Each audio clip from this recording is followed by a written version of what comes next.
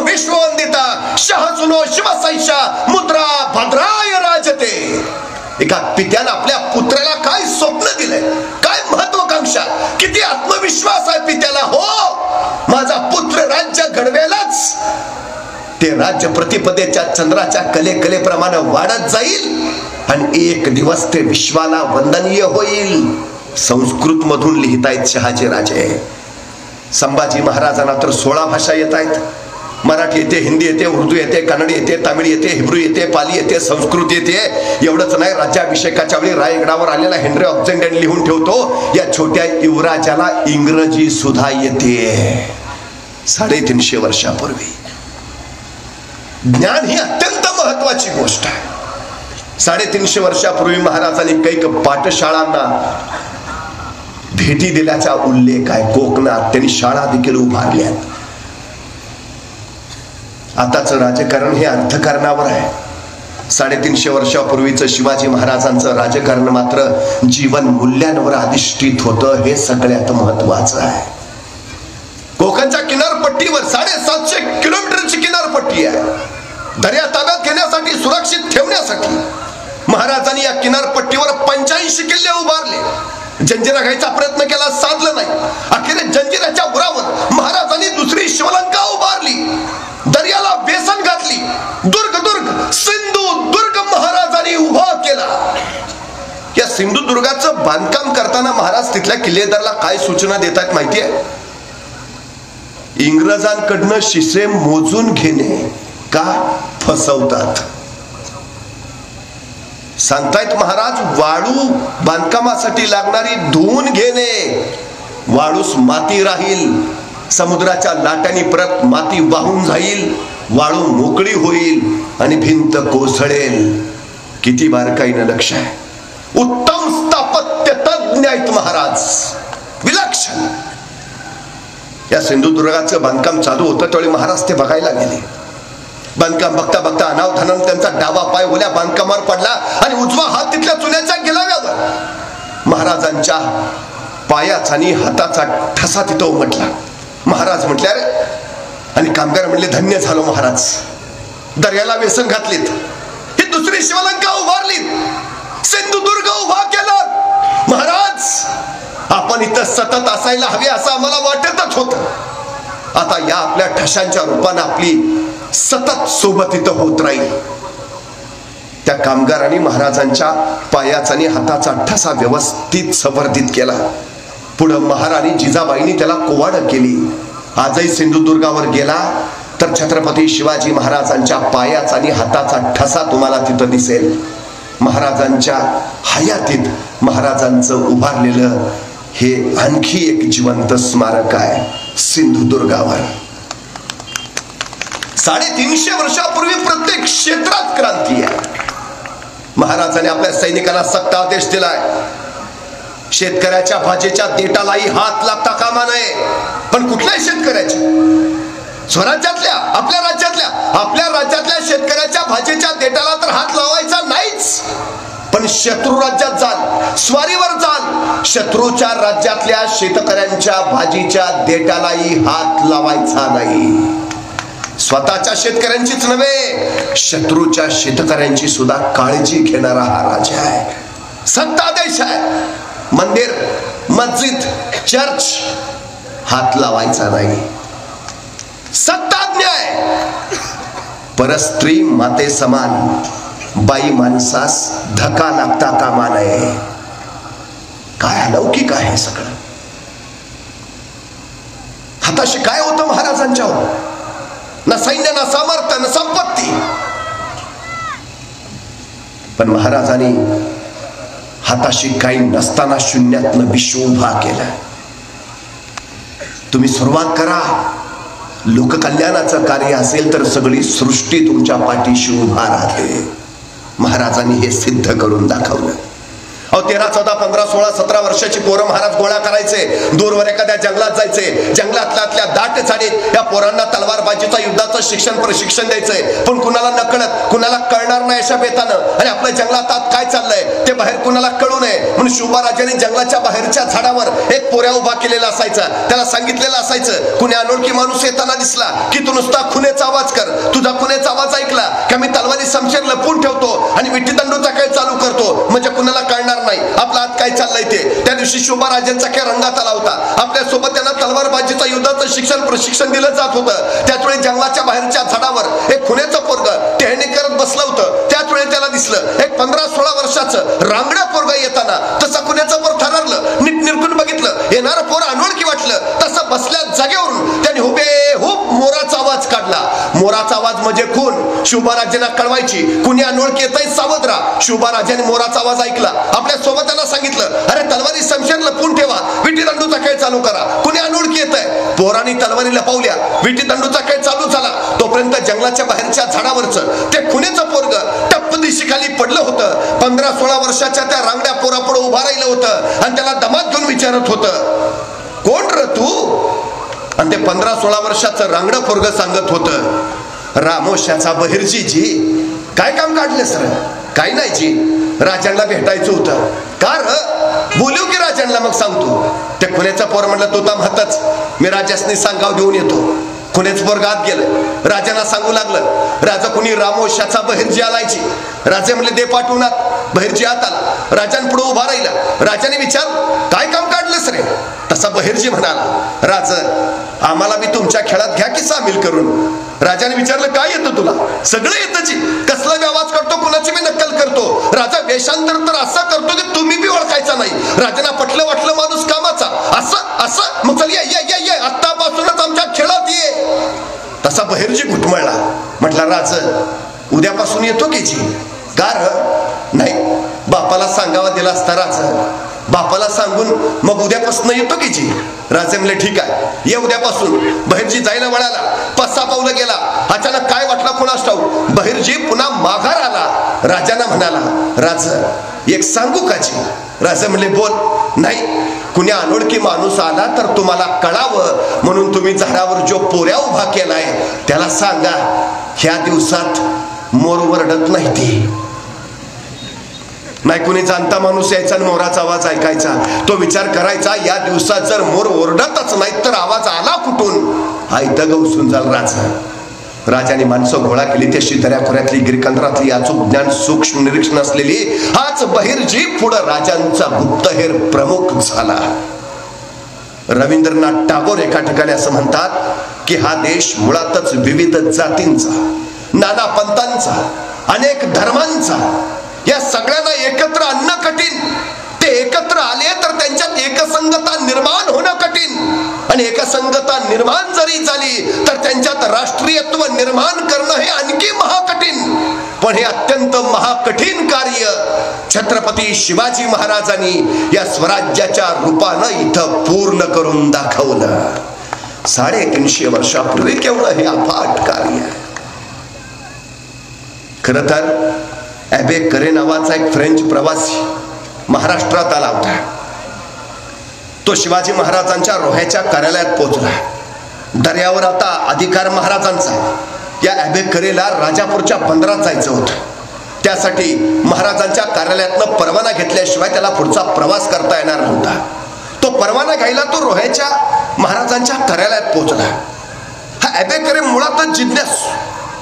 परवाना घेता घेता तिथल्या महाराजांच्या अधिकाऱ्याला त्याने विचारलं, तुमच्या शिवाजी महाराजांचं सैन्य मुठभर, पण तरी तुमचे महाराज प्रत्येक लढाईत यशस्वी होत आहेत. तुमच्या महाराजांच्या यशाचं कारण काय? आणि रोह्याच्या कार्यालयातला महाराजांचा अधिकारी म्हणाला, आमच्या महाराजांच्या यशाचं कारण अभ्यास, विलक्षण अभ्यास. असं कुठलंही क्षेत्र प्रांत नाही ज्या क्षेत्र प्रांताचा महाराजांचा अभ्यास नाही. सगळ्या प्रांतांचा महाराजांचा अगदी खोलवर अभ्यास आहे. धर्मशास्त्र, राज्यशास्त्र, नीतिशास्त्र, समाजशास्त्र, अर्थशास्त्र, साऱ्यांचा. इतिहास तर महाराजांना तोंडपाठ आहे, आणि भूगोल तो तर त्यांच्या नजरेत साठवलाय. डोंगर, दऱ्या, पर्वत, घाट, रस्ते, नद्या, नाले, सार सार महाराजांना माहिती आहे. शहरं, खेडी, वाड्या, वस्त्या, सार या अभ्यासाच्या बळावरच महाराज यशस्वी होतात. अभ्यास सोनी प्रकटावे, यश मिळते, हे शिवचरित्र आम्हाला सांगतं. महाराज यशस्वी झाले त्या अभ्यासाच्या बळावर. आमची पोरं अयशस्वी होतात ती अभ्यास नसल्यामुळं. आमच्या गावातली 4 पोरं होती. म्हटले आता नोकरी तर नाही, काहीतरी व्यवसाय उद्योग करावा. म्हटले काय व्यवसाय करावा? चौघांनी बरीच चर्चा केली आणि मग त्यातला एक जण म्हटला, आपलं गाव जरा आत आहे, गावचं एसटी स्टँड गावाच्या बाहेर आहे, माणसं एसटीतनं उतरली तर 2 किलोमीटर त्यांना चालत जावं लागतंय. म्हटले मग आपण रिक्षा घेऊ, रिक्षाचा व्यवसाय जोरात चालेल. म्हणजे स्टँडवर माणसं उतरली की रिक्षात बसतील, गावातून सोडायचं, उत्तम चालेल व्यवसाय. चौघांनी पैसे काढले, चौघात मिळून एक रिक्षा घेतली, व्यवसाय करायचा म्हणून ती स्टँडवर लावली आणि रिक्षा स्टँडवर लावल्यावर चौघातले 3 मागं बसले, चौथा पुढं बसला. एसटी आली, प्रवासी उतरले, रिक्षा बघितल्यावर रिक्षा जवळ गेले, आत बघितलं, फुल आहे रिक्षा. म्हणले माणसं चालत गावाकडं. 3 महिने झाले यांना व्यवसायात काय रसच दिसेना. 3 महिन्यानंतर म्हणले ह्या उद्योगात काय फार नाही दिसत, काय दुसरा काहीतरी व्यवसाय करूया. म्हणजे कुठला करूया? परत चौघं चर्चेला बसले. परत एक जण म्हणला, आपल्या गावात गाड्या भरपूर आहेत, पण एखादी गाडी पंक्चर झाली तर पंक्चर काढायचं दुकान नाही, आपण पंक्चर काढायचं दुकान टाकू, भरपूर व्यवसाय चालणार. चौघांनी परत पैसे काढले, पंक्चर काढायचं दुकान टाकलं. पण पंक्चर काढायचं दुकान टाकून 3 महिने झाले तर ह्यांच्या दुकानात एकही गाडी पंक्चर काढायला आली नाही. का? ह्यांनी गाडीचं पंक्चर काढायचं दुकान 4थ्या मजल्यावर टाकलं होतं. काय करताय, कुठं करताय, कधी करताय, कसं करताय, या प्रश्नाची उत्तरं मिळवणं म्हणजे अभ्यास करणं. महाराजांचा हा अभ्यास होता म्हणून महाराज प्रत्येक लढाईत यशस्वी झाले. प्रत्येक. या अभ्याकरेनं महाराजांच्या त्या अधिकाऱ्याला दुसरा प्रश्न विचारला, तुमचे महाराज हे सगळं करतायत कशासाठी? तुमच्या महाराजांचं स्वप्न काय आहे? तुमच्या महाराजांचं ध्येय काय आहे? तुमच्या महाराजांची महत्वाकांक्षा काय आहे? आणि रोह्याच्या कार्यालयातला महाराजांचा अधिकारी सांगतोय, आमच्या राजांचं स्वप्न, आमच्या राजांचं ध्येय, आमच्या राजांची महत्वाकांक्षा सिंधू नदीपासून बंगालच्या उपसागरापर्यंत, अहद तंजावर पासून तहद पेशावर पर्यंत अखंड साम्राज्य उभा करायचं आणि या साम्राज्यावर भगवा डौलानं फडकावत ठेवायचा, हे माझ्या राजांचं ध्येय आहे. काय ध्येय आहे? सिंधू नदीपासून बंगालच्या उपसागरापर्यंत, अहद तंजावर पासून तहद पेशावर पर्यंत अखंड साम्राज्य उभा करायचं. हे फक्त महाराजांचं ध्येय नाही, रोह्याच्या कार्यालयातल्या त्यांच्या अधिकाऱ्याला सुद्धा हे माहिती आहे, हे त्याचंही ध्येय आहे. एकदा ध्येय ठरलं की मग सुरुवात करता येते. ध्येय ठरवा. आमच्या पोरांची ध्येय काय आहे? एखाद्याला विचारलं, बरं काय काय ठरलंय? बघू, चाललाय विचार अजून. अरे पण करणार कधी? नाही, नाहीच काही झालं तर पप्पा म्हणलेत माझ्या जागेवर चिटकवतो. चिटक. काय ध्येय आहेत आमची? महाराजांचं ध्येय किती अफाट. ध्येय ठरवायला हवं आधी काय करायचं आहे. तुम्ही काम किती करता याला महत्व नाही, तुम्ही काम कसं करता हेही महत्वाचं नाही, तुम्ही तुमच्या कामाचं नियोजन कसं करता हे फार आणि फार महत्वाचं आहे. 50 वर्षाचं आयुष्य आहे महाराजांचं, पण या 50 वर्षाच्या आयुष्यात एकही घटना अशी नाही, एकही प्रसंग असा नाही की ज्याचं महाराजांनी नियोजन केलं नाही. अहो ते जाऊ द्या, आईच्या गर्भात असतानाच ज्यांच्या आयुष्याचं नियोजन ठरलंय, असे जर कोणी महापुरुष या सृष्टीत जन्माला आले असतील तर छत्रपती शिवाजी महाराजांशिवाय दुसरं नाव नाही.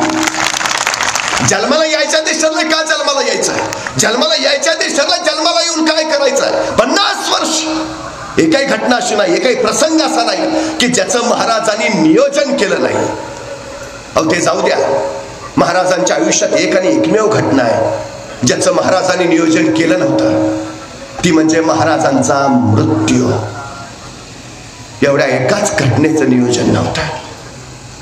सारी गोष्ट आहे. 10 नोव्हेंबर 1659 महाराजांनी प्रतापगडावर अफजल खानाचा कोतळा बाहेर काढला. अफजल खानाचा कोतळा बाहेर काढायला महाराजांना फक्त 2 मिनिटं लागली. पण या 2 मिनिटाच्या यशस्वीतेसाठी महाराजांनी तब्बल 1 वर्ष नियोजन केलं होतं. तब्बल 1 वर्ष. दुपारी 2:30 वाजता खानाचा कोतळा काढला. 2:45 वाजता राणावनात लपलेले मराठे बाहेर पडले. खानाच्या संघात तुटून पडले. लंगडेतोड चालू झाली. खानाचं सैन्य पाटला पालन पळत सुटलं. त्यांच्या तोफा तिथंच, हत्ती तिथंच, घोडे तिथंच, उंट्या, समशेरी, तलवारी सगळं तिथंच. मराठ्यांनी टिपलं जवळ जाऊन ताब्यात घेतलं.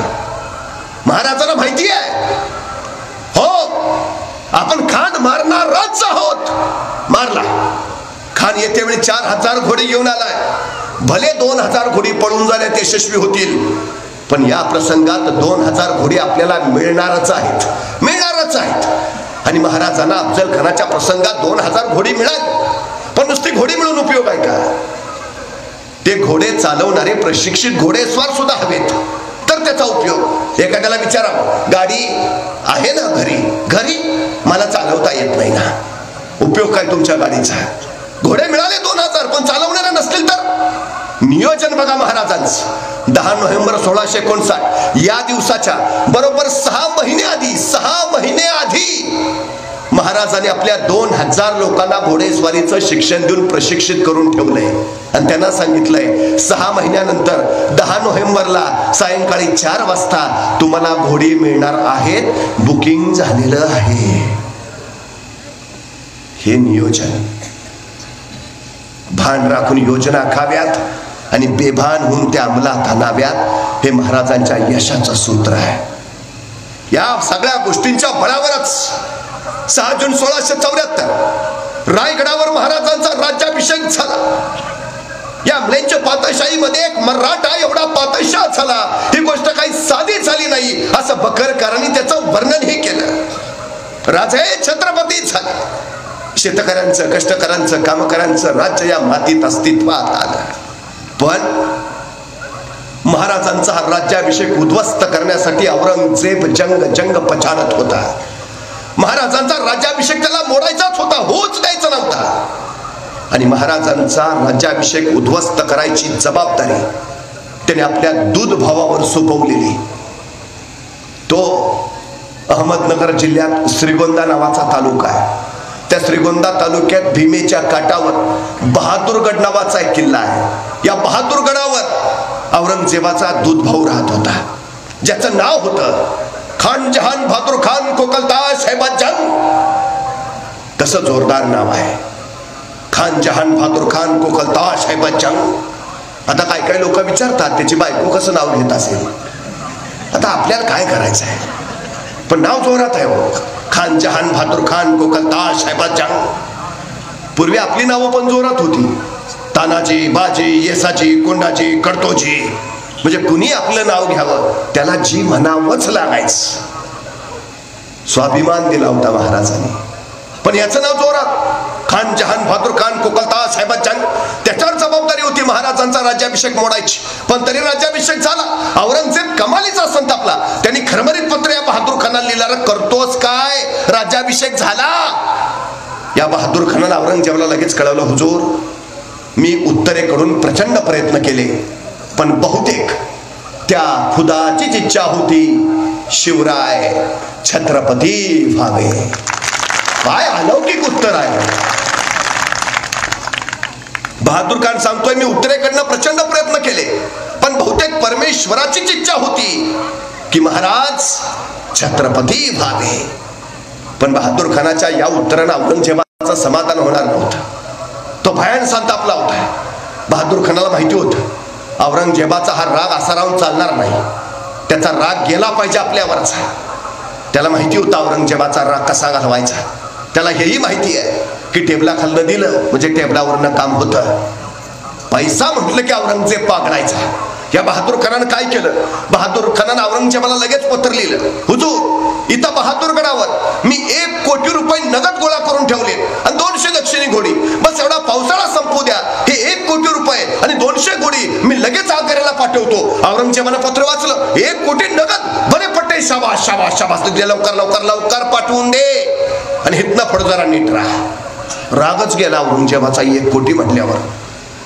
पण बहादूरगडावर 1 कोटी नगद आहेत ही बातमी जेवढ्या वेगात आग्र्याला औरंगजेबाला कळाली त्याच्या दुप्पट वेगात ती रायगडावर महाराजांना समजली की बहादूरगडावर 1 कोटी नगद आहेत. महाराज म्हटले बरं झालं, नाहीतर राज्याभिषेकाला खर्च झालाच होता. महाराजांचं गुप्तहेर खातं काय कमालीचं आहे. सगळ्या राज्यात हेर आहेत महाराजांचं. आज आग्र्याला औरंगजेबाला बातमी मिळाली आहे बहादूरगडावर 1 कोटी आहे. दुसऱ्या क्षणी महाराजांना बहादूरगडावर 1 कोटी आहेत. हे महाराजांचं गुप्तहेर खातं इतकं गोपनीय आहे की बहिर्जी नायकांशिवाय महाराजांच्या गुप्तहेर खात्यात आणखी कोण कोण होतं याची नावं इतिहासाला अजून माहिती नाहीत. हे इतकं गोपनीय आहे. कळालं महाराजांना बहादूरगडावर 1 कोटी आहे. आणि महाराजांनी बोलावलं आपले सरसेनापती हंबीरराव मोहिते. हंबीरराव येतेच झाले. जी महाराज. हंबीरराव बहादूरगडावर 1 कोटी नगद आहेत. आणतो. काय संवाद आहे बघा राजा आणि सेनापतींचा. महाराज सांगतायत हंबीरराव बहादूरगडावर 1 कोटी नगद आहेत. आणतो. कारण देणं प्रकारच नाही. हंबीरराव असं नाही म्हणले नाही महाराज बरोबर आहे तुमचं, पण जरा दिवस पावसाळ्याचे आहेत, मलाही सर्दीची अलर्जी आहे, उद्या नाड पावसाळा बघू ना परत. प्रकार नाही, प्रकार नाही. इथं माणसं जगण्यासाठी नाही मरण्यासाठी स्पर्धा करतायत. महाराज एखादी मोहीम काढायची आणि तानाजी सांगायचा राजा हेडाव आपला, तसा यसाजी म्हणायचा ताना आम्ही आहे नव सरमाग, तसा बाजी म्हणायचा यसाजी कवापासून नंबर लावून बसलोय का सरमाग. ही मोहीम आपली, आपण जाणार राज, आपण लढणार, आपण मरणार. जगाच्या पाठीवरचा पहिला काळ आहे. इथं माणसं जगण्यासाठी नाही मरण्यासाठी स्पर्धा करतायत. इकडे पन्हाळ्यावर सिद्धीचा वेढा पडलाय. 65,000ची फौज आजगारनं विळका घालावाशी महाराजांना विळका करून बसलीये. महाराजांच्या लक्षात आलं शक्तीपेक्षा युक्तीचा वापर केला पाहिजे. आणि त्या दिवशी राजांनी बोलावणं धाडलं. नुकत्याच स्वराज्यात आलेल्या हुबहू राजांसारखा दिसणाऱ्या शिवा काशीदला 6 महिन्याची ओळख आहे फक्त. आणि महाराजांनी शिवाला विचारलं शिवा आमचं रूप घेशील? ए शिवा सिद्धीच्या भेटीला जाशील? होय रे शिवा मरायला तयार होशील? शिवा म्हणला होतो. झाला गेला स्वराज्यासाठी समर्पित झाला. 6 महिन्याची ओळख आहे फक्त. काय फिरलं असेल महाराजांनी या शिवा काशीदच्या उरात की शिवा काशीद मरायला तयार व्हावा. इकडे राजांचं रूप घेऊन शिवा काशीद गेले. त्याचवेळी राजे बाजी प्रभू फुलाजी प्रभूंनी बांदल सेनेला घेऊन पन्हाळ्याच्या पश्चिमेकडून पावसाळ्याच्या वादळी किर रात्री विशाळ गडाकडे निघाले. 21 तासाचा अखंड प्रवास करून मसाईच्या पठारावर पोहोचले आणि बाजी प्रभूंना चाहून लागली शत्रू पाठलागावर आहे. बाजी प्रभू राजांना म्हणाले राजे निमे लोक घेऊन आपण पुढे निघा. निम्या लोकांनिशी आम्ही येथे झुंजितो, साहेब कार्य आम्ही मरितो. आमच्या मुला लेकरांसाठी महाराज साहेब समर्थ. राजे म्हणले नाही बाजी सगळे सोबत लढू. तसे बाजी कडाडले नाही राज, लाख मेले तरी चालतील पण लाखाचा पोशिंदा वाचला पाहिजे. राजा निघा. निमे लोक घेऊन राजे विशाळ गडाकडे निघाले आणि निम्या लोकांशी बाजी प्रभू गजखंडीत आडवे उभा राहिले. झुंजत राहिले बेफाम. धुमाचक्री उडाली. कडाडत राहिले बाजी. जाऊन सांगा ताई आम्हाला जोपर्यंत राजे विशाळ गडावर पोहोचल्याचे तोफांचे आवाज आमच्या कानावर पडत नाहीत तोपर्यंत हा बाजी प्राण सोडणार नाही. राजे विशाळ गडावर पोहोचल्याचे आवाज बाजींच्या कानावर पडले आणि शिर तुटले. बाजी ढासळले. स्वराज्यासाठी समर्पित झाले. गजखिंड पावन खिंड झाली. तयार आहेत समर्पित व्हायला मरायला. बाजी प्रभू तर सरळ सांगतायत महाराजांना साहेब कारी आम्ही मरितो. का? काळजी करण्यासारखं महाराजांनी काही ठेवलंच नाही. आमच्या मुला लेकरांसाठी महाराज साहेब समर्थ. बाजी प्रभू फुलाजी प्रभू मारले गेले आणि महाराज त्यांच्या कुटुंबियांचं सांत्वन करायला बाजी प्रभूंच्या सिंध या गावी आले. कुटुंबियांचं सांत्वन केलं. बाजीप्रभू फुलाजी प्रभूंना एकूण 8 मुलं. महाराजांनी त्यांच्या 8ही मुलांना स्वराज्याच्या कार्यात सहभागी करून घेतलं. अनुकंपा तत्वावर नोकरी ही योजना शिवाजी महाराजांची 350 वर्षात. आता ठीक आहे, ज्या सैनिकांची मुलं वयात आली त्यांना स्वराज्याच्या सेवेत घेता येईल, पण काही सैनिक असे आहेत की ज्यांची मुलं अजून छोटी छोटी आहेत, लहान आहेत, ते युद्धावर गेले, मारले गेले. आता त्यांच्या मुलांचं काय? आपल्या मारल्या गेलेल्या सैनिकांच्या लहान मुलांसाठी महाराजांनी रायगडावर बाल दरवेशी गृह उभारलंय, ज्याला आता मी वसतिगृह म्हणतो. आपल्या सैनिकांच्या मुलांच्या संगोपनाची, संवर्धनाची, शिक्षणाची, प्रशिक्षणाची सगळी व्यवस्था स्वराज्यातून केली जायची आणि ती मुलं योग्य वयात आल्यावर त्याला स्वराज्याच्या सेवेत घेतलं जायचं. छोट्या मुलांचंही झालं. आता काही सैनिक असे असतील, नुकतंच लग्न झालंय आणि तो युद्धावर गेला, मारला गेला, आता घरी फक्त विधवा पत्नी, मुलबाळ नाही. आपल्या सैनिकांच्या अशा विधवा पत्नींसाठी महाराजांनी 350 वर्षापूर्वी फॅमिली पेन्शनची योजना आणली आहे. फॅमिली पेन्शन किती द्यायची तेही ठरलंय. तो सैनिक शेवटच्या युद्धात मारला गेला त्यावेळी त्याला शेवटचा पगार जेवढा असेल त्या पगाराच्या निम्मी रक्कम त्याच्या पत्नीला आयुष्यभर पेन्शन म्हणून दिली जायची. पत्नीचंही झालं. आता काय सैनिक असे असतील, अजून लग्नच झालं नाही आणि सैन्यात आहे, युद्धात गेले, मारले गेले, आता घरी फक्त वृद्ध आई वडील आहेत. त्या वृद्ध माता पित्यांचं काय? महाराजांनी त्यांची काळजी घेतली. आपल्या सैनिकांच्या वृद्ध माता पित्यांसाठी महाराजांनी 250 नावाची योजना आणली आहे. दरमहा स्वराज्यातनं या वृद्ध माता पित्यांना 2.5 शेर धान्य दिलं जायचं. शेवटच्या घटकाची काळजी घेतली महाराजांनी. आणि म्हणूनच डॉक्टर बाबासाहेब आंबेडकर असं म्हणतात की या देशाची राज्यघटना तयार करताना माझ्या डोळ्यासमोर छत्रपती शिवाजी महाराजांचं स्वराज्य होतं. केवढं अफाट कार्य केलंय महाराजांनी हंबीररावांना सांगितलं, हंबीरराव, बहादूरगडावर 1 कोटी नगद आहेत. हंबीरराव म्हणले आणतो. बरं, आणणं सोपं आहे. त्या बहादूरगडावर 35,000ची खडी फौज आहे. 35,000 फौजेच्या तावडीतनं 1 कोटी आणायचे म्हणजे किमान 50,000ची फौज घेऊन गेलं पाहिजे. मग रायगडावर त्यावेळी 50,000ची फौज आहे? नाही हो. स्वराज्याची पद्धत अशी, दसऱ्याला सीमोल्लंघन करावं, स्वराज्य संवर्धनासाठी बाहेर पडावं, अक्षय तृतीयेला परत यावं आणि शेतीच्या कामाला लागावं. म्हणजे आमचा इथला शेतकरी हाच स्वराज्याचा सैनिक आणि स्वराज्याचा सैनिक हाच इथला शेतकरी. मल्टी स्किल लेबर पॉलिसी हे महाराजांचं सगळ्यात महत्वाचं तंत्र आहे. दसऱ्याला सीमोल्लंघन करून मुलुकगिरीसाठी गेलेले सैनिक अक्षय तृतीयेला परत यायचे शेतीच्या कामाला. आताही महाराजांचा राज्याभिषेक उरकून स्वराज्याचं सगळं सैन्य आपापल्या गावी शेतीवाडी करायला गेलंय. रायगडावर सैन्य आहे कुठं? मग आपल्याकडे दंगल झाली, आणीबाणी आली की राज्य राखीव दल येतं. घेतलेले 9,000 फौजेचे त्यांनी परत 2 भाग केले. एक भाग केला 2,000चा, दुसरा भाग केला 7,000चा. 2,000ची फौज हंबीररावांनी स्वतः सोबत घेतली आणि हंबीरराव रायगडावर निघाले. ते पुण्यात आले आणि पुण्यातनं पुणे सोलापूर हायवेनं उरळी कांचन यवत पाटस करत त्या बहादूरगडाच्या अलीकडं कुरकुंभ नावाचं एक गाव आहे, त्या कुरकुंभला येऊन थांबले. म्हणजे 2,000 फौजेनिशी हंबीरराव कुरकुंभला आणि 7,000ची फौज घेऊन त्यांच्या हाताखालचा सरदार निघाला.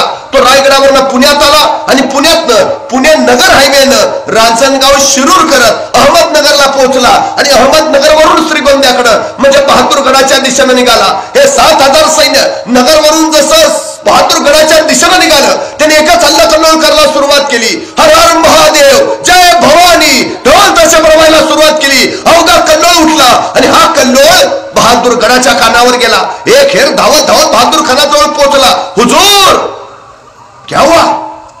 ते आले. कोण? मराठे हुजूर. मराठे दिवसा? ते तर रात्री येतात. दिवसा कसे आले? आणि खरं आहे बरं, महाराजांच्या सगळ्या लढाया रात्रीच्या, त्यातल्या त्यात निम्म्याच्या वर लढाया अमावस्येच्या रात्रीच्या. म्हणजे दिवस शुभ आहे का? प्रकार नाही. महाराजांचं सैन्य मुठभर, शत्रू अफाट. अमावस्येच्या किर्र काळोखाचा फायदा घ्यावा आणि बलाढ्य शत्रूवर छापेमारी करत विजय संपादन करावा, हे महाराजांच्या युद्धाचं तंत्र. अहो, अमावस्येला डोळ्यात बोट घातली तरी काही दिसत नाही. महाराजांच्या सगळ्या लढाया रात्रीच्या. मोगलांना पक्क माहिती आहे मराठे दिवसा येत नाहीत, मराठे रात्रीच. पण तोपर्यंत हर हर महादेव 4 वेळा बहादूर खानाच्याही कानावर पडल्या आणि त्यांची खात्री पटली. आले आले आले मराठे आले. पण ज्या अर्थी दिवसा आलेत मराठे भयानक असणार, कारण आपलं 35,000 सैन्य आहे. आपल्या 35,000 सैन्याशी लढाईला मराठे दिवसा आलेत म्हणजे मराठे 50,000 तरी असणार. बहादूर खानानं काय केलं, बहादूरगडावरनं आपली 35च्या 35,000 फौज बाहेर काढली. वॉचमन गेटमनच ठेवले तिथं आणि 35,000 फौज घेऊन निघाला मराठ्यांच्या रोखाला. इकडून मराठे तवा तवा हर हर महादेव जय भवानी ढोल तसे बडवत, तिकडून बहादूर खान त्यात संतापात यलगार तख्ता देंदीन आक्रमण. दोन्ही फौज आमने सामने आल्या. आता तुंबळ युद्ध होणार, दुबा चक्री मारणार. बहादूर खान कडापला, आक्रमण, उसळले मराठे, हर हर महादेव, तलवारी उचलल्या गेल्या आणि वार होणार. अचानक मराठ्यांनी रिव्हर्स गेअर टाकला. भागो मराठे पुढं मोगल माग, मराठे पुढं मोगल माग. त्या बहादूर खानाला सुचायचं बंद झालं. 2 मैल झाले, 4 मैल झाले, 6 मैल झाले, 10 मैल झाले. मराठे थांबायचं नावच घेणार. थांबायचं काय, मराठे मागं वळून पण बघेनात. त्या बहादूर खानाला काही कळेना. पण मराठे आता थांबायचं नाव घेईनात म्हटल्यावर बहादूर खान म्हटला रुक जाओ रुक जाओ रुक जाओ. गए, भाग गए. मला वाटलं 50,000 असतील, हे 7,000 आहेत. आपली फौज बघूनच पळून गेले. आता नाही यायचे परत, चलो वापस. त्यानं आपलं सैन्य वळवलं, निघाला बहादूरगडाच्या दिशेनं. 7-8 मैलच गेला असेल तेवढ्यात त्याचा मागचा हेर परत ओरडला, हुजूर मराठे परत आले. आता मात्र बहादूर खान संतापणार. काय पद्धत आहे काही, असं असते का लढाई? काय लपाछपी चालली आहे का?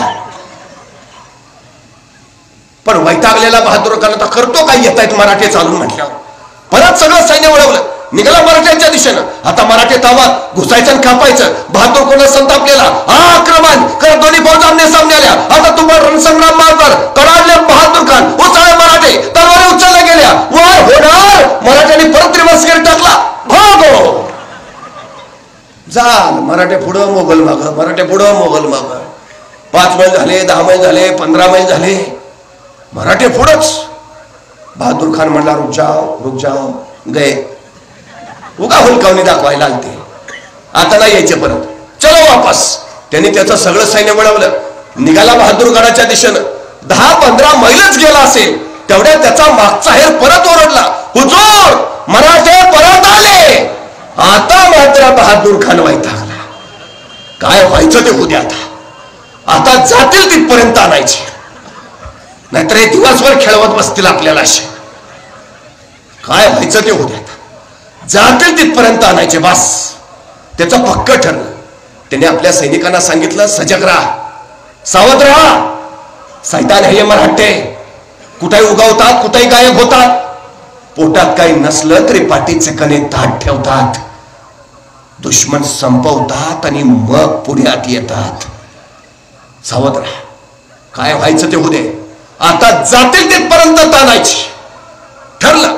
बहादूर खानानं आपलं सगळं सैन्य परत मराठ्यांच्या दिशेने वळवलं. मराठे तावात घुसायचं कापायचं. दोन्ही फौजा परत आमने सामने आल्या. आता तुंबळ युद्ध होणार. तलवारी उचलल्या. वार होणार. मराठ्यांनी परत रिव्हर्स गेअर टाकला.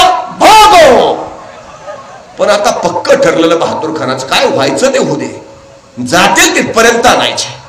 जर मराठे पुढं मोगल माग, मराठे पुढं मोगल माग. 5 मैल, 10 मैल, 15 मैल, 20 मैल. नगर आलं. बहादूर खान मागच. बघता बघता मराठ्यांनी नगर सोडलं, शिरूर गाठलं. बहादूर खान मागच.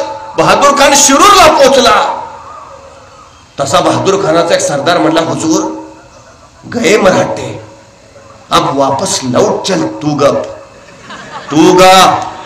काय व्हायचं ते होऊ दे. आता जातील तिथपर्यंत आता आणायचे बस. बहादूर खान आता ऐकायला तयार नव्हता. तोपर्यंत मराठे रांजणगावला पोहोचलेले. बहादूर खान मागच. मराठे पुण्यात पोहोचले. बहादूर खान मागच. आता जसे मराठे पुण्यात पोहोचले, काही मराठे कात्रजच्या घाटात, काही मराठे सासवडच्या घाटात आणि उरलेले मराठे सिंहगडच्या घाटात. बहादूर खान पुण्यात आलात खरा, पण त्याला मराठे कुठे दिसेच ना.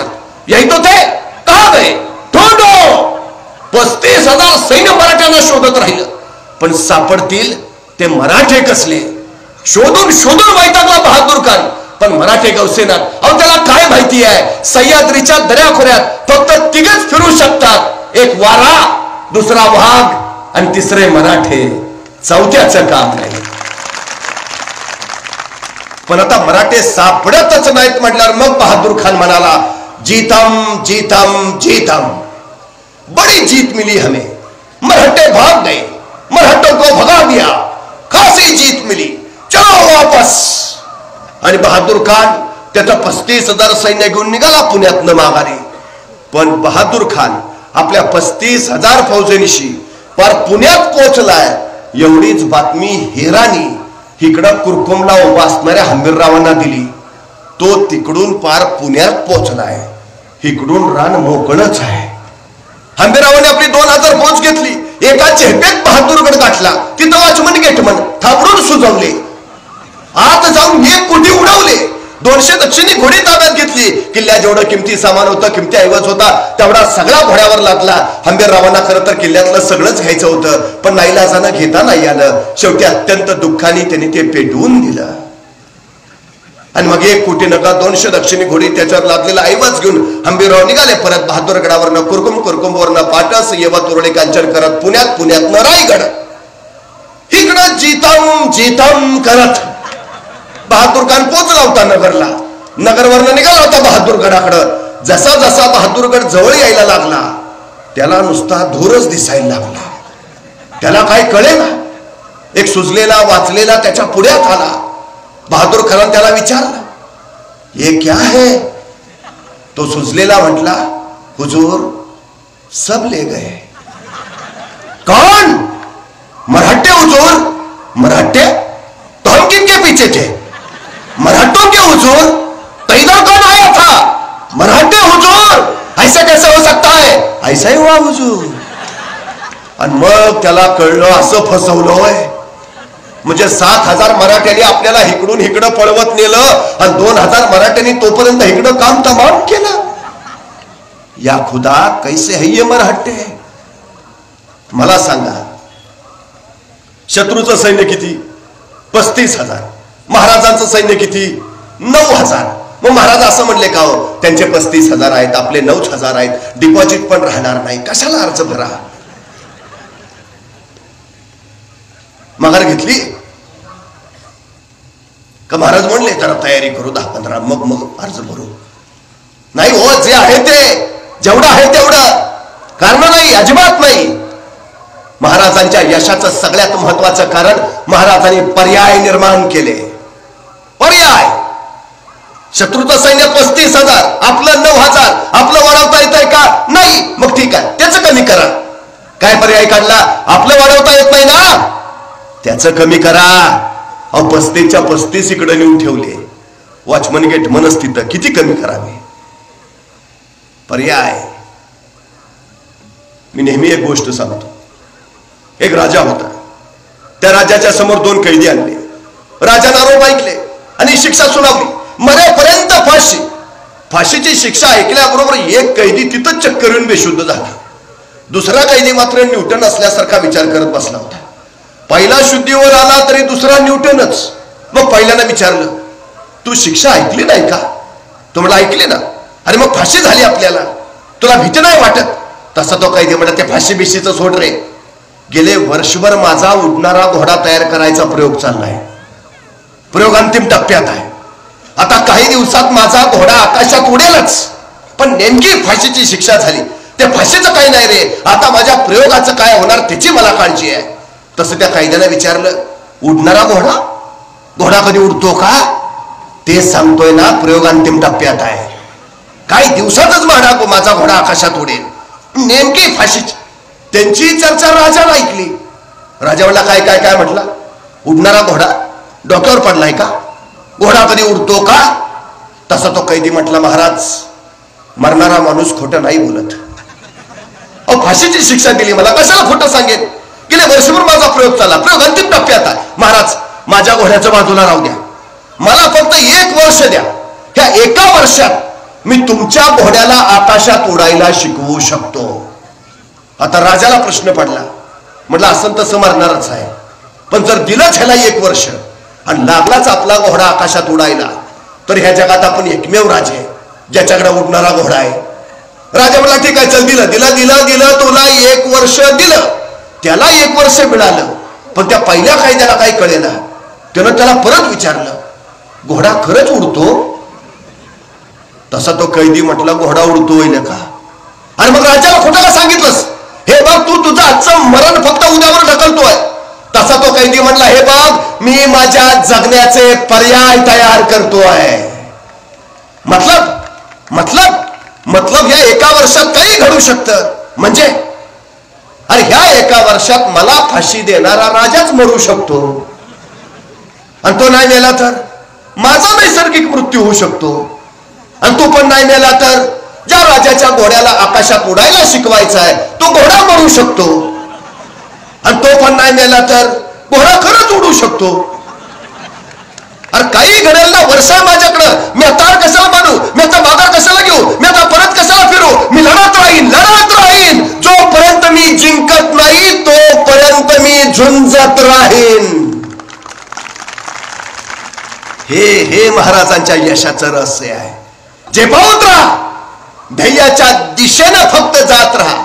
झेपावता येत नाही उड्या मारत जा, उड्या मारता येत नाही पळत जा, पळता येत नाही चालत जा, चालता येत नाही रांगत जा, रांगता येत नाही घसरत जा, घसरता येत नाही घरंगळत जा, घरंगळता येत नाही सरपटत जा, पण जा. जोपर्यंत ध्येयापर्यंत पोहोचत नाहीस तोपर्यंत पुढे जात राहा. पुढे यश स्वागताला उभं असतं. हे केलं महाराजांनी. बघा ना, 35,000ची बहादूर खानाची फौज, महाराजांची 9,000ची. मला सांगा प्रत्यक्ष लढाई झाली का? नाही. महाराजांचं काही नुकसान झालंय का? नाही. महाराजांची काही हानी झाली आहे का? नाही. आणि फायदा 1 कोटी.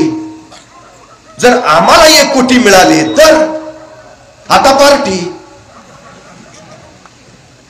परिणामांची पर्वा न करता केलेली कृती तुम्हाला अयशस्वी बनवते, तर परिणामांची पर्वा करून केलेली कृती तुम्हाला यशस्वी ठरवते. महाराजांनी फक्त 1 कोटी उडवायचं नियोजन केलं नव्हतं. 1 कोटी मिळवल्यानंतर पुढं काय त्याचा विचार करून महाराजांनी ठेवलाय. महाराजांना माहिती आहे 1 कोटी गेल्यावर बहादूर खान गप्पा नाही बसणार. तो नगरचं सैन्य गोळा करेल, नाशिकचं सैन्य गोळा करेल, त्याचं स्वतःचं 35,000 अशी लाखाभराची फौज उभा करेल आणि रायगडावर हल्ला चढवेल. लाखाची फौज घेऊन जर बहादूर खान रायगडावर आला तर रायगडावर आपली फौज फक्त 10,000. रायगड राखावा कैसे? सुरू झालं महाराजांचं राजकारण. काही करून बहादूर खानाचं आक्रमण थोपवलं पाहिजे, काही करून थोपवलं पाहिजे. कुठपर्यंत? आपलं सैन्य परत येत नाही तोपर्यंत. आपलं सैन्य कधी परत येणार? पावसाळा संपल्यावर. पावसाळा कधी संपणार? 4 महिन्यानंतर. म्हणजे 4 महिने बहादूर खानाचं आक्रमण थोपवायचं आहे. सुरू झालं राजकारण. सगळ्याच लढाया तलवारीच्या जोरावर जिंकता येत नाहीत. बऱ्याच लढाया बुद्धीच्या बळावरच जिंकता येतात. महाराजांनी बुद्धीनं डाव टाकला. आपले वकील काझी हैदर त्यांना पाठवलं महाराजांनी बहादूर गडावर बहादूर खानाची भेट घ्यायला. काझी हैदर बहादूर गडावर पोहोचले, पण बहादूर खान काही भेटच घेना. नको बाबा, ते फसवतात फार. पण एक राजकीय संकेत असतो, वकिलाची भेट घ्यावी. नाही लाजानं बहादूर खानानं काझी हैदरांची भेट घेतली. क्या है? तसे काझी हैदर म्हणाले, हुजूर, आपल्यावर कोसळलेल्या दुःखाची आम्हास तीव्र जाणीव आहे. हे असे दिवसा ढवळ्या 1 कोटी जाणं साधी बात नव्हे. आपल्या अंतकरणाला किती यातना झाल्या असतील आम्ही समजू शकतो. पण हुजूर, आमच्याकडनं चुकून घडलं हो हे. It's an accident. अपघात होता तो. आमच्या महाराजांना तुमच्या ताकदीचा अंदाजच नाही आला, आणि जेव्हा आला आमच्या महाराजांना प्रचंड पश्चाताप झाला. 3 दिवस आतल्या जळतायत महाराज. 2 दिवस जेवले नाहीत. शेवटी आम्हाला आज महाराज म्हणाले, काजी साहेब, तुम्ही स्वतः बहादूर खान साहेबांकडे जा. त्यांना सांगा आम्ही विना अट विना शर्त त्यांना 10 किल्ले द्यायला तयार आहे. संभाजी महाराजांना त्यांच्याकडे चाकरला पाठवायला तयार आहे, आणि आम्ही स्वतः छत्रपती शिवाजी महाराज त्यांच्या सहकार्यासाठी यायला तयार आहे. एवढं ऐकलं तसा बहादूर खान तळाखन उठला. 10 किल्ले? मग आत्ताच चाव्या आणायच्या. मग संभाजी महाराज कधी येत आहेत? मग शिवाजी महाराज कधी येतो म्हटले. काजी हैदर नाकळलं, मासा गळाला लागलाय. आणि काझी हैदर म्हणले, हुजूर आमच्या महाराजांनी हे सगळं तुम्हाला दिलंच आहे म्हणून समजा, दिलेच आहे. फक्त आमच्या महाराजांची एक छोटीशी अट आहे. म्हणजे काय काय काय नाही, हे जे तुम्हाला सगळं महाराज देणार आहे म्हणजे 10 किल्ले, संभाजी महाराजांनी येणं, स्वतः महाराजांनी येणं, या सगळ्याला औरंगजेब बादशाहची फक्त मान्यता हवी. एकदा बादशाहच्या मान्यतेचे शिक्क्याचे कागद आले, आमच्या महाराजांनी हे सगळे तुम्हाला दिले दिले दिले. बहादूर खान म्हणला, एवढंच ना, औरंगजेबाच्या मान्यतेचे शिक्क्याचे कागदच पाहिजेत ना. ओके, दिले दिले दिले. त्याच्या काही डोक्यातच नाही आले. अहो तो काय आत्ताचा काळ आहे का? काय पाहिजे? औरंगजेबाच्या मान्यतेचे शिक्क्याचे कागद. की बहादूर खानानं लगेच मोबाईल नंबर फिरवला औरंगजेबाचा आणि लावला मोबाईल औरंगजेबाला. हा हा हा हा आलमपणा, हा आलेत आलेत आलेत वकील महाराजांचे. हो हो हो, नाही नाही नाही, झाली झाली चर्चा झाली. हो हो हो, नाही नाही नाही, 10 किल्ले देत आहेत. हो नाही, विनाट विनाट विनाट, हो हो 10 किल्ले. हा हा, नाही नाही नाही, संभाजी महाराजांना नाही पाठवतायत. हो नाही नाही, स्वतः येतो म्हणले महाराज. हो हो हो हो हो, नाही फक्त तुमची मान्यता हवी. हा नाही, तुमच्या मान्यतेचे शिक्क्याचे कागद आले की हे सगळे आपल्याला मिळाले. हो, फक्त शिक्क्याचे कागद पाहिजे तुमचे. हा हा, ईमेल करताय, व्हॉट्सअपला द्या ना पाठवून. नाही हो एवढा वेगवान काळ. मग काय करायला लागेल? काय हवंय? औरंगजेबाच्या मान्यतेचे शिक्क्याचे कागद. तो निरोप घेऊन सांडनिस्वार महाराष्ट्रातून आग्र्याला जाणार. जायला लागणार 2 महिने. आग्र्यातून तो औरंगजेबाचे शिक्क्याचे कागद घेणार आणि आग्र्यातून परत महाराष्ट्रात येणार. यायला लागणार 2 महिने. झाले किती? 4 महिने. आक्रमण किती काळ थोपवायचं आहे? 4 महिने. आता महाराज एवढं सगळं ऐकतं द्यायला तयार आहेत म्हणल्यावर बहादूर खान 4 महिने निवांत. मात्र या 4 महिन्यात महाराजांनी रायगडावर 80,000ची फौज गोळा करून ठेवली आणि महाराज म्हटले, ये आता कधी पण. आग्र्यावरून औरंगजेबाचे जसे शिक्क्याचे कागद आले, बहादूर खानानं आपले 2 वकील तातडीनं लगेच रायगडावर पाठवून दिले. जा जा जा जा, हे शिक्क्याचे कागद महाराजांना द्या, त्यांच्याकडनं ते 10 किल्ले, संभाजी महाराज ते काय ते सगळं घेऊन या. वकील पोहोचले रायगडावर, महाराजांची भेट घेतली. महाराजांनी विचारलं, बोला काय काम काढलं? तसे वकील म्हटले, नाही तुमचे ते वकील आले होते आमच्याकडं. कोण? ते काझी हैदर. कशाला? ते तुम्ही नाही का आमचे 1 कोटी पळवले? कधी? अहो तुमचे हंबीराव आलते. कुठं? अहो तुमचे हंबीराव आलते, त्यांनी 1 कोटी पळवले. मग तुमचे काझी साहेब आले, ते म्हणले 10 किल्ले देतो, संभाजी महाराजांना पाठवतो. ताडकन उठले महाराज. तुमच्या त्या बहादूर खानानं तलवारीचा असा कुठला ते एक दिमाग दाखवला की आमचा पुत्र धरावा तुम्हाकडं. तुरंत चालते व्हा, नाहीतर अपमान पवाल. मान खाली घालून गेले हो वकील. तिकडं बहादूर खान वाटच बघत होता. जसे वकील आले तसं बहादूर खानाने विचारलं, क्या हुआ? वकील म्हटले, पुन्हा फसवलं. आता करतो काय? बिचारा बहादूर खानानं सगळं कळवलं औरंगजेबाला. शिक्क्याचे कागद आले त्याच्या, आता काय कळवायचं औरंगजेबाला? बिचारा बहादूर खान जे घडलं होतं ते सगळं त्याने औरंगजेबाला कळवलं आणि पत्रात शेवटी लिहिलं, त्या शिवाजी राजांनी आम्हाला पुन्हा फसवलं. त्याच्या या पत्राला जे औरंगजेबानं उत्तर दिलंय ते आम्ही आमच्या पोरांच्या पाठ्यपुस्तकात छापायला पाहिजे. औरंगजेब बहादूर खानाला लिहितो, तुम्ही माझे सरदार इथून प्रचंड बचमेत घेऊन जाता, अफाट खजिना नेता, बलाढ्य फौजा घेऊन जाता. तिथं त्या सह्याद्रीच्या दऱ्याखोऱ्यात जाऊन त्या शिवाजी राजांच्या बरोबर लुटूपुटूच्या लढाया खेळता आणि नंतर मला कळवता त्या शिवाजी राजाने आम्हाला फसवलं. अरे ते शिवाजी राजे तुम्हाला फसवतात तरी कसे आणि तुम्ही फसता तरी कसे? औरंगजेबाच्या याही पत्राला बहादूर खानानं उत्तर पाठवलं, हुजूर तुम्ही मला विचारलं ते शिवाजी महाराज आम्हाला कसे फसवतात आणि आम्ही कसे फसतो. हुजूर ते शिवाजी महाराज आग्र्यात सुद्धा आले होते, तुम्हाला कसं फसवलं? आम्हालाही तसंच फसवलं. काय बोलतो औरंगजेब आता ह्याच्यावर? जोपर्यंत शिवाजी महाराज हयात होते औरंगजेब चुकून महाराष्ट्रात आला नाही. चुकून. इतकी भीती खाल्ली होती त्याने, इतकी दहशत होती महाराजांबद्दल त्याच्या उरात. चुकून नाही आला तो, अजिबात नाही. मी जाणीवपूर्वक विधान करतो. छत्रपती छत्रपती शिवाजी महाराज हे 17व्या शतकातील आंतरराष्ट्रीय कीर्तीचे सेनापती आहेत. आंतरराष्ट्रीय जगात तुलना नाहीच. याचं कारण असं, आपल्या 50 वर्षाच्या कारकिर्दीत महाराजांच्या पुढे जेवढे शत्रू आले त्यातले फक्त 2च भारतीय होते. बाकी सगळे भारताबाहेरचे होते. महाराजांनी त्या साऱ्यांचा पराभव केलाय. फक्त 2 भारतीय आहेत. एक मिर्झा राजा जयसिंग, तो भारतीय आहे, आणि 2 अफजल खान, तोही भारतीयच आहे. हे 2 सोडले तर बाकीचे जेवढे शत्रू महाराजांवर चाल करून आले तेवढे सगळे भारताबाहेरचे आहेत. त्यांच्या देशातले नामवंत योद्धे आहेत. पुण्याच्या लाल महालात महाराजांनी जगातला पहिला सर्जिकल स्ट्राईक केला आणि शाहिस्ताखानाची बोटं छाटली. तो नवाब अबू तालिब मिर्झा शाहिस्ता खान तुर्कस्तानचा नवाब आहे. तुर्कस्तानचा आहे तो. महाराजांनी त्याचा असा पराभव केला की तो रातोरात इथून पळाला, पुन्हा फिरकला नाही. लोणावळ्याच्या उंबरकिंडीमध्ये महाराजांनी कार्ताला खणाला कोंडून मारलं. तो कार्ताला खा उझबेकिस्तान, म्हणजे आताच्या ताश्कंदर रशियाचा आहे तो. सिद्धी चौहान, सिद्धी सलामत खा इथोपियाचे आहे ते. बेलोल खान पठाण, सिकंदर चंद्रकांत पठाण आहेत. दिलेर खा अफगाणिस्तानचा आहे हा. इंग्रज इंग्लंडचे, फ्रेंच फ्रान्सचे, पोर्तुगीज पोर्तुगालचे, साऱ्यांचा पराभव. 17व्या शतकातील आंतरराष्ट्रीय कीर्तीचे सेनापती आहेत महाराज. कित्येक देश महाराजांच्या युद्धतंत्राचा अभ्यास स्वतःच्या लष्करी अभ्यासक्रमात समाविष्ट करून त्यांच्या पिढ्यांना शिकवत आहेत. नेताजी सुभाषचंद्र बोसांना इंग्रजांनी नजरकैदेत ठेवलं.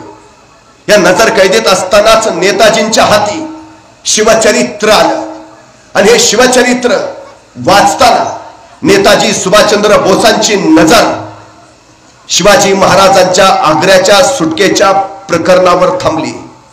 शिवाजी महाराजांच्या आग्र्याच्या प्रकरणातून नेताजी सुभाषचंद्र बोसांनी प्रेरणा घेतली आणि महाराजांसारखंच वेषांतर करून नेताजी सुभाषचंद्र बोस देशांतर करते झाले.